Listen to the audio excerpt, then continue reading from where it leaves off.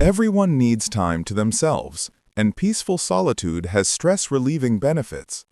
But being alone takes on an entirely different dimension when it creeps up or is forced upon you. When that's the case, the effects can be surprisingly extensive. And though different people experience distinct effects at different times, symptoms tend to become more severe and persistent the longer one's isolated. When someone is involuntarily confined to one space indefinitely, for days, weeks, months, or even years, alone and without productive tasks, their body will likely undergo numerous changes. Early on, stress hormones may spike, and as time passes, that stress can become chronic. Social interactions and meaningful activities are essential for emotional stability. This may be because they provide us with what researchers call social reality testing, a sort of sounding board where we can gauge how rational our perceptions are.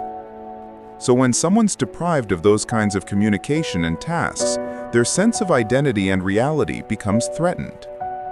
Their thoughts spiral, and their impulses take the reins, setting the stage for depression, obsessions, suicidal ideation, and for some, delusions and hallucinations. Over time, this prolonged agitation can cause the brain's limbic system, which regulates fear and stress, to become especially responsive and hyperactive.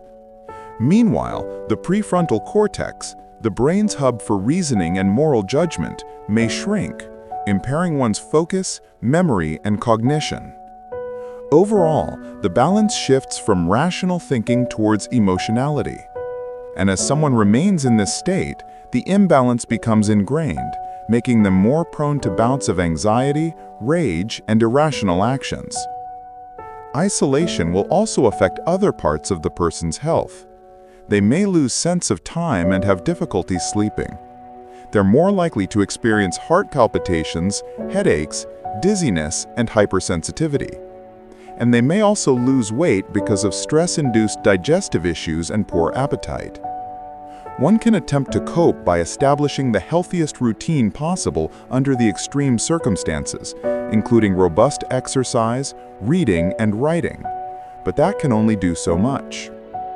The United Nations, many human rights organizations, and experts classify this kind of forced, prolonged isolation as torture. And yet, it's something imprisoned people in many countries endure.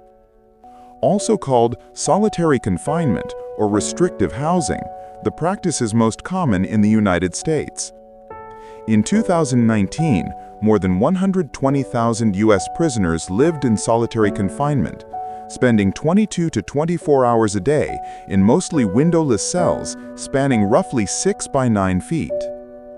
Quaker groups introduced solitary confinement to U.S. prisons in the late 1700s as an alternative to corporal punishment, believing it could bring about reflection and penitence, hence penitentiary. But the practice quickly faced criticism, from public figures all the way to the Supreme Court. Charles Dickens, for one, condemned solitary confinement as worse than any torture of the body.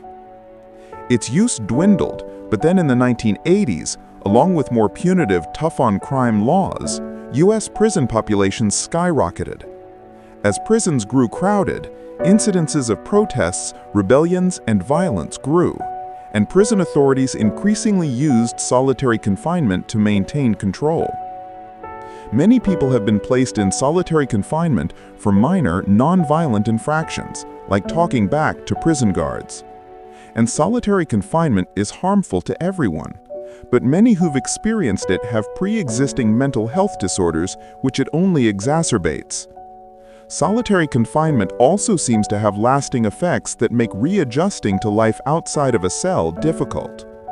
People who have gone through solitary confinement are 3 times more likely to show signs of post-traumatic stress disorder, and they commonly report experiencing shifts in their personalities, increased anxiety and paranoia in otherwise ordinary situations, and difficulty connecting with others.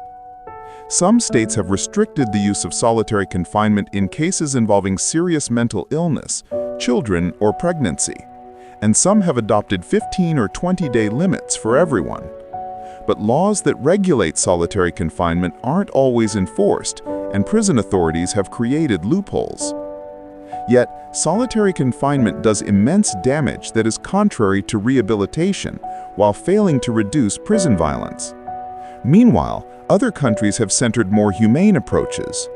Norway, for example, imprisons far fewer people per capita than the US, while spending 5 times more per prisoner on accommodations, classes, and work release programs. Norway also sees far fewer people return to prison after release, with one of the world's lowest rates of recidivism, indicating we tend to get better together. Thanks so much for watching. If you enjoyed this video and want more psychology-based content, make sure to hit that like button and subscribe to the channel. We've got plenty more mind-opening stories and deep dive explanations coming your way. Stay curious, stay aware, and I'll see you in the next one.